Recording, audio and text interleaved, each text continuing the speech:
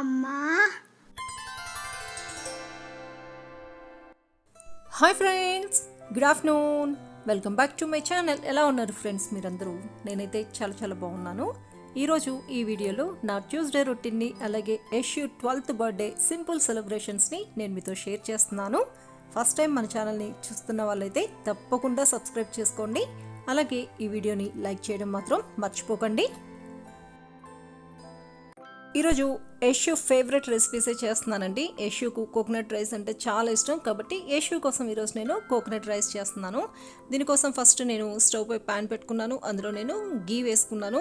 Coconut rice వచ్చి మనం గీతో చేస్తేనే టేస్ట్ అనేది చాలా బాగుంటుంది. గీ కొంచెం హీట్ అయిపోయిన తర్వాత నేను ఇందులో కాజు వేసుకున్నాను. ఈ కాజును మనం బాగా ఫ్రై చేసుకోవాలి. అంటే ఇది కొంచెం కలర్ చేంజ్ అవ్వాలండి. ఇది ఫ్రై అయిపోయిన తర్వాత మనం ఈ కాజును తీసి పక్కకు పెట్టేసుకోవాలి. కోకోనట్ రైస్లో కాజు వేస్తేనే టేస్ట్ బాగుంటుంది.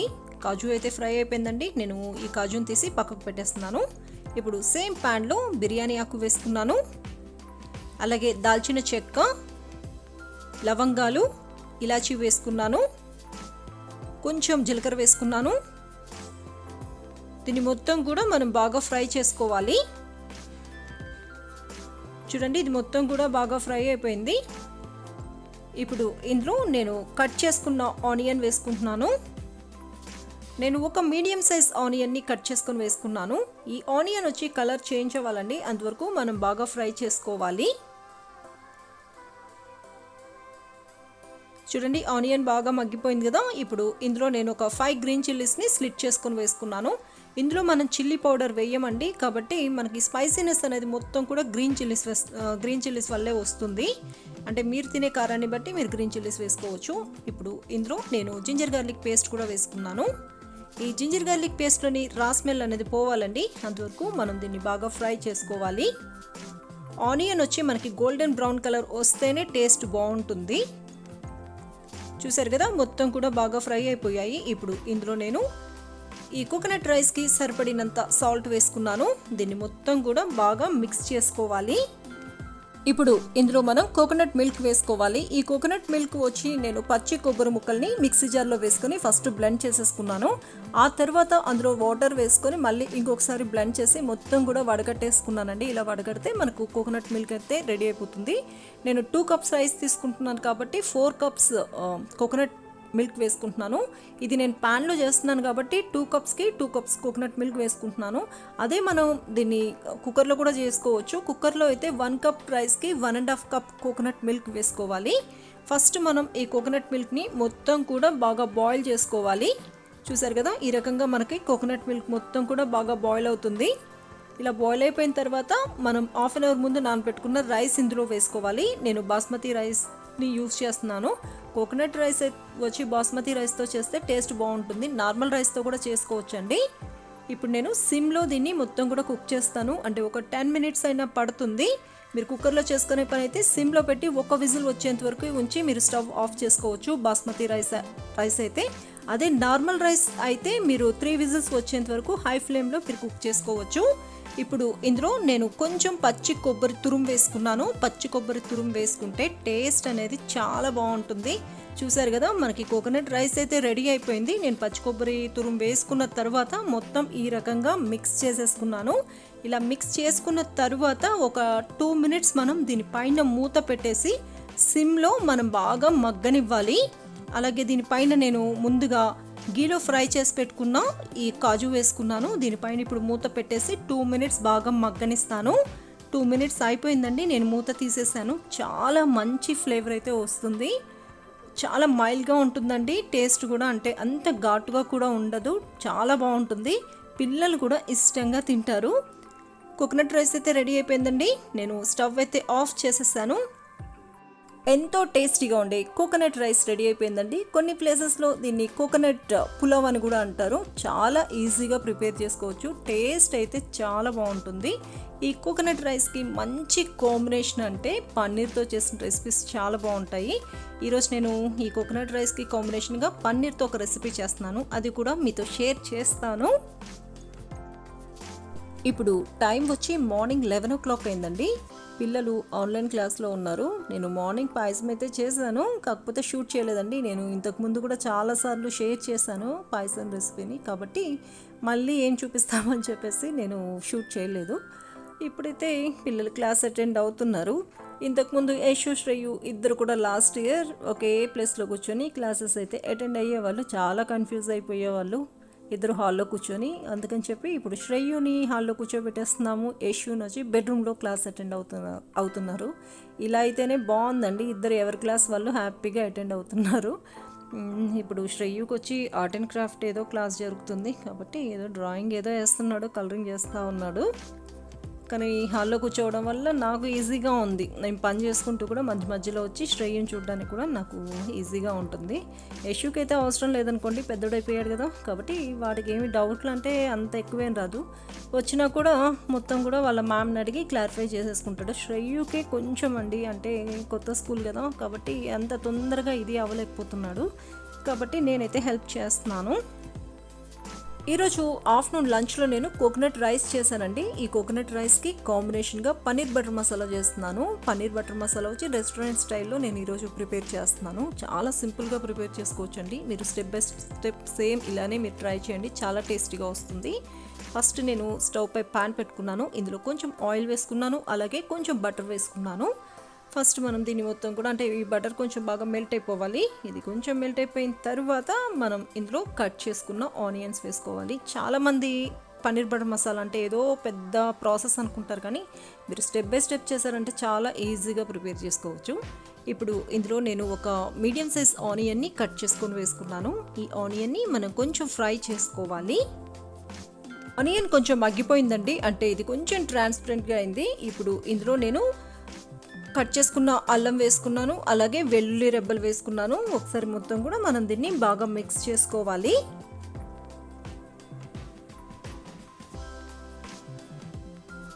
ఇప్పుడు ఇందులో నేను ఒక 3 టొమాటోస్ని కట్ చేసుకొని వేసుకున్నాను. ఈ టొమాటో వచ్చి బాగా మగ్గిపోయింది వేసుకుంటే, అంటే బాగా పండిపోయిన టొమాటో వేసుకుంటే మనకు టేస్ట్ అనేది చాలా బాగుంటుంది. నేను 3 మీడియం సైజ్ టొమాటోస్ని కట్ చేసుకొని వేసుకున్నాను. ఈ టొమాటోస్ కూడా కొంచెం మగ్గిపోవాలి. ఇప్పుడు ఇందులో నేను బిర్యానీ ఆకు వేసుకున్నాను, దాల్చిన చెక్క, లవంగాలు వేసుకున్నాను, అలాగే ఇలాచీ వేసుకున్నాను. ఇప్పుడు ఇందులో నేను ఒక 4 రెడ్ చిల్లీస్ వేసుకున్నాను. ఇవి మొత్తం కూడా మనం బాగా మిక్స్ చేసేసుకొని కుక్ చేసుకోవాలండి. అలాగే ఇప్పుడు ఇందులో నేను కొంచెం జీడిపప్పు కూడా వేసుకున్నాను. దీన్ని మొత్తం కూడా మనం మూత పెట్టేసి ఒక 10 మినిట్స్ మీడియం ఫ్లేమ్లో కుక్ చేసుకోవాలి. అంటే మనకు ఈ టొమాటో అలాగే ఆనియన్ ఇవి అంతా కూడా బాగా మగ్గిపోవాలి. నేను దీనిపైన మూత పెట్టేశాను. 10 మినిట్స్ తర్వాత ఇప్పుడు నేను మూత తీస్తున్నాను. చూసారు కదా, మనకి టొమాటో, ఆనియన్ ఇంకా జింజర్ ఇదంతా కూడా బాగా మగ్గిపోయింది. ఇప్పుడు మనం ఇది చల్లగా అయిపోయిన తర్వాత మిక్సీలో వేసుకొని పేస్ట్ లాగా చేసుకోవాలండి. పేస్ట్ చేసుకునేటప్పుడు ఇందులో వాటర్ ఏది యాడ్ చేయకూడదండి. వాటర్ ఏమీ యాడ్ చేయకుండా పేస్ట్ చేసుకోవాలి. ఇప్పుడు స్టవ్ పై నేను ఇంకొక ప్యాన్ పెట్టుకున్నాను. ఇందులో 2 స్పూన్స్ ఆయిల్ వేసుకున్నాను, అలాగే కొంచెం బటర్ కూడా వేసుకున్నాను. ఇది మొత్తం కూడా బాగా మెల్ట్ అవ్వాలండి.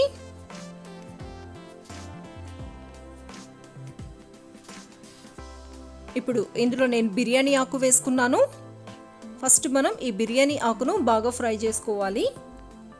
తర్వాత ఇందులో ఒక మీడియం సైజ్ ఆనియన్ని చాప్ చేసుకున్నాను, అంటే బాగా సన్నగా చాప్ చేసుకున్న ఆనియన్ ఇందులో వేసుకున్నాను. ఈ ఆనియన్ వచ్చి మనకి బ్రౌన్ కలర్లోకి రావాలండి, అంతవరకు ఫ్రై చేసుకోవాలి.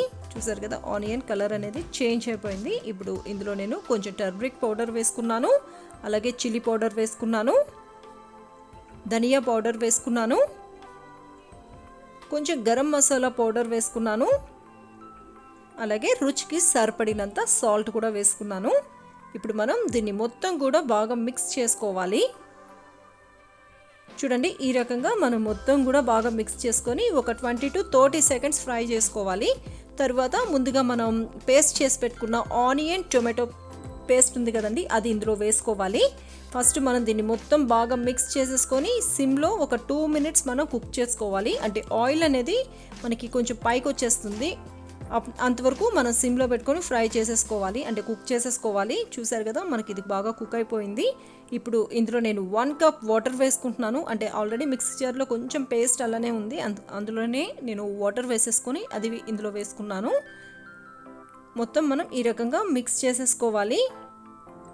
చూసారు కదా, మొత్తం మనకి ఆయిల్ అనేది పైకి వస్తుందండి. ఈ రకంగా పైకి వచ్చింది అంటే మొత్తం బాగా కుక్ అయిపోయినట్లు. ఇప్పుడు ఇందులో నేను కట్ చేసుకున్న పన్నీర్ పీసెస్ వేసుకున్నాను. ఈ పన్నీర్ని వచ్చి మనం గీలో కానీ ఆయిల్లో కానీ ఫ్రై చేసుకొని వేసుకోవచ్చు, లేదా మనం ఇలా కట్ చేసుకొని కూడా వేసుకోవచ్చు. ఎలా వేసుకున్నా కూడా టేస్ట్ అనేది బాగుంటుంది. నేను పన్నీర్ని కూడా బాగా మిక్స్ చేసుకున్నాను. ఇప్పుడు ఇందులో నేను కొంచెం క్రీమ్ వేసుకుంటున్నాను. క్రీమ్ ఉంటే క్రీమ్ వేసుకోవచ్చు, లేకపోతే మన పాల మీగడ ఉంటుంది కదండి, అదైనా మనం వేసుకోవచ్చు. ఇది వేసుకున్న తర్వాత మొత్తం ఈ రకంగా మనం బాగా మిక్స్ చేసుకోవాలి. ఇలా మిక్స్ చేసుకున్న తరువాత ఒక 2 మినిట్స్ మనం కుక్ చేసుకోవాలి. ఇప్పుడు దీనిపైన మూత పెట్టేసి ఒక 2 మినిట్స్ మనం కుక్ చేసుకోవాలి. 2 మినిట్స్ అయిపోయిందండి, నేను మూత తీసేసాను. చూసారు కదా, చాలా మంచి ఫ్లేవర్ అయితే వస్తుంది. నేను ఒకసారి దీన్ని మొత్తం కూడా బాగా మిక్స్ చేసేస్తున్నాను. మిక్స్ చేసిన తర్వాత నేను స్టవ్ ఆఫ్ చేసేస్తాను. ఎంతో టేస్టీగా ఉండే పన్నీర్ బటర్ మసాలా రెడీ అయిపోయిందండి. ఈరోజు నేను మీకు చూపించిన ఈ పన్నీర్ బటర్ మసాలా రెస్టారెంట్ స్టైల్లో చూపించాను. చాలా ఈజీగా ప్రిపేర్ చేసుకోవచ్చు. టేస్ట్ అయితే చాలా బాగుంటుంది. మెయిన్గా ఈ పన్నీర్ బటర్ మసాలా రోటీ, చపాతీ, పూరీకి అయితే సూపర్ కాంబినేషన్ అండి. అలాగే కోకోనట్ రైస్కి కూడా చాలా బాగుంటుంది. ఇంకా వెజ్ పులావ్లో, బిర్యానీలో కూడా మనం ట్రై చేయొచ్చు. చాలా సింపుల్ ప్రాసెసేనండి. మీరు స్టెప్ బై స్టెప్ ఫాలో అయ్యారంటే చాలా ఈజీగా ప్రిపేర్ చేసుకోవచ్చు. మీరు కూడా ఈ రెసిపీని తప్పకుండా ట్రై చేయండి. ట్రై చేసి టేస్ట్ ఎలా ఉంది అనేది నాతో షేర్ చేసుకోండి. Hi Roshini Reddy, many more happy returns of the day. నీకు మీ ఫ్యామిలీ మెంబర్స్ తరపు నుంచి, అలాగే మన తెలుగు మామ్ ఫ్యామిలీ తరపు నుంచి కూడా పుట్టినరోజు శుభాకాంక్షలు. ఇలాంటి పుట్టినరోజుని మరెన్నో జరుపుకోవాలని మనస్ఫూర్తిగా కోరుకుంటున్నాను. Once again happy birthday. God bless you dear. ఇప్పుడు టైం వచ్చి 1 o'clock అయిందండి. మేము యశు బర్త్డే కేక్ని పిక్ చేసుకోవడానికి వచ్చాము. జస్ట్ బేక్లో ఆల్రెడీ మేము ముందే ఆర్డర్ చేసాము. కేక్ కూడా రెడీ అయిపోయింది. ఇప్పుడు మేము కేక్ తీసుకొని వెళ్ళడానికి వచ్చాము. ఇక్కడ మనకు చాలా వెరైటీస్ అయితే దొరుకుతాయి, చాలా రకాల కేక్స్ అయితే దొరుకుతాయి. ఇక్కడ ఉన్నవే కాదండి, మనకి నచ్చినవి ఏదైనా సరే మోడల్ మనం చూపించినా కూడా వీళ్ళు మనకి ఆ కేక్ని చేసిస్తారు. మేము యశుకి, శ్రేయుకి, అలాగే నా బర్త్డేది ఇక్కడ సేమ్, అంటే మాకు నచ్చింది మేము చెప్తే అది చేసి ఇచ్చారు. ఇక్కడ టేస్ట్ కూడా చాలా బాగుంటుందండి. కేక్స్ అంటే ఫ్రెష్గా ఉంటాయి. మెయిన్గా మేము ఆర్డర్ చేసింది అయితే రెడీ అయిపోయింది. మేమైతే ఇప్పుడు ఆ కేక్ని తీసుకొని ఇంటికి వచ్చేసాము. ఇక్కడ మీకు కనిపిస్తుంది వచ్చి యశుకు సర్ప్రైజ్ గిఫ్ట్. ఇది యశుకు తెలీదు, కేక్ కూడా ఏది ఆర్డర్ చేసామనేది కూడా వాడికి తెలీదు. అలాగే ఈ గిఫ్ట్ సంగతి కూడా యశుకు అయితే తెలీదు. కాబట్టి డిక్కీలోనే పెట్టేసాము. అంటే మేము ఇది 15 days నుంచి మేము ఈ గిఫ్ట్ కోసం మేము అంతా ఇది చేస్తూ ఉన్నాం. లాస్ట్కి బర్త్డే రోజుకి అన్నీ కూడా రెడీ అయిపోయాయి. ఇప్పుడు గిఫ్ట్ అయితే కేక్ అంతా కట్ చేసిన తర్వాత అప్పుడు తీసుకొచ్చి ఇస్తాము. సర్ప్రైజ్ కదా, కాబట్టి చాలా సింపుల్గా అయితే మేము డెకరేట్ చేసాము. యశుకి వచ్చి స్పైడర్ మ్యాన్ కానీ అవెంజర్స్ అంటే వీళ్ళు అంటే చాలా ఇష్టం అండి. కాబట్టి స్పైడర్ మ్యాన్ థీమ్తో కొంచెం ఏదో మాకు తెలిసిన కొంచెం డెకరేషన్ అయితే మేము చేసాము. చూసారు కదా ఎలా ఉంది ఫ్రెండ్స్. స్పైడర్ మ్యాన్ అంటే మనకి రెడ్ అండ్ బ్లూ కాంబినేషన్ కదా, కాబట్టి ఇలా బెలూన్స్ మొత్తం కూడా మేము ఈ రకంగా మొత్తం టై చేసేసాము. అలాగే ఇక్కడ మీకు స్పైడర్ మ్యాన్వి బెలూన్స్ ఇవన్నీ కూడా కనిపిస్తున్నాయి కదా, అవి కూడా మేము ఇక్కడ మాకు జయనగర్లో బర్త్డే మొత్తం డెకరేషన్ ఐటమ్స్ దొరుకుతాయండి. మేము అక్కడ తీసుకొని వచ్చాము. మొత్తం కూడా డెకరేట్ చేసాము. ఆఫ్టర్నూన్ 2 o'clock నుంచి ఇది మొత్తం డెకరేట్ చేయడానికి మాకు 3 hours పట్టింది. అంటే ఫస్ట్ టైం మేము ఈ రకంగా డెకరేట్ చేయడం.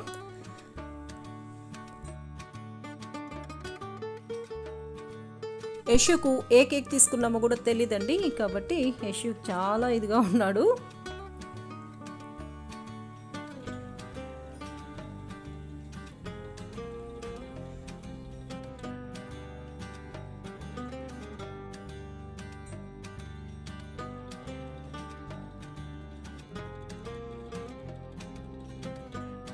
ఈ ఇయర్ యశు బర్త్డేకి మేము ఆర్డర్ చేసిన కేక్ ఇదేనండి. అంటే మేము ఇయర్ స్పైడర్ మ్యాన్ థీమ్తో చేద్దాం అనుకున్నాం కాబట్టి కొంచెం స్పైడర్ మ్యాన్ది మొత్తం అంటే మాకు తెలిసింది కొంచెం డెకరేట్ చేసాము.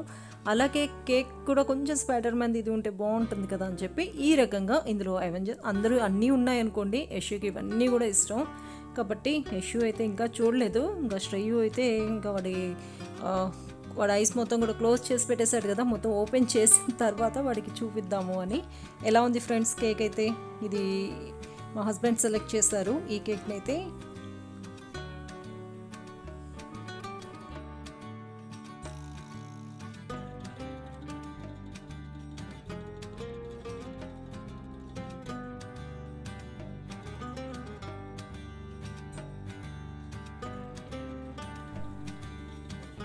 మొత్తం బ్యాక్ సైడ్ మొత్తం కూడా బెలూన్స్ అయిపోయాయి కదండి, కాబట్టి మేము టీపై అయితే ప్లెయిన్గా ఉంచేస్తాము. ఓన్లీ కేక్ ఒకటే పెట్టాం. మరీ ఎక్కువగా ఇది అనిపిస్తుంది కదా, కాబట్టి యశు మాత్రం చాలా ఇది అయిపోయాడు, చాలా హ్యాపీగా ఫీల్ అయ్యాడు. ఎందుకంటే ఎప్పుడు కూడా చాలా సింపుల్గా సెలబ్రేట్ చేసుకుంటాం కదా.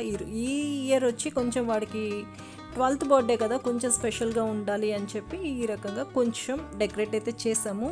అలాగే గిఫ్ట్ కూడా చాలా స్పెషల్ సర్ప్రైజ్ అండి. యశుకి అయితే అస్సలకి తెలీదు. అది మేము ఆ గిఫ్ట్ కోసం 15 days నుంచి మేము అన్నీ ఇది చేసుకుంటూ వచ్చాము. నేను ఇంకొక వీడియోలో, అంటే నా నెక్స్ట్ వీడియోలో యశు కోసం మేము తీసుకున్న గిఫ్ట్ అవన్నీ కూడా నేను మీతో షేర్ చేస్తాను. ఇప్పుడు షేర్ చేస్తాను అనుకోండి, లెంత్ ఎక్కువైపోతుంది వీడియో, మీకు కూడా బోర్ అనిపిస్తుందేమో. కాబట్టి ఈ వీడియోలో అయితే నేను షేర్ చేయటం లేదు. యశుకి అయితే చాలా బాగా నచ్చింది, కేక్ నచ్చింది. అలాగే ఈ సింపుల్ అంటే ఇది సింపుల్ అంటారో ఏమంటారో నాకు తెలీదు. మాకు తెలిసింది అంటే ఫస్ట్ టైం ట్రై చేసాము ఇలా ఇంట్లో. మాకైతే ఓకే, కొంచెం బాగానే ఉంది అనిపించింది. ఎలా ఉంది మీరే చెప్పాలి ఫ్రెండ్స్, ఎలా డెకరేట్ చేసాము అనేది. శ్రేయు అయితే చాలా హెల్ప్ చేశాడు. అలాగే ఇంకా మేము కేక్ కూడా కట్ చేస్తాము.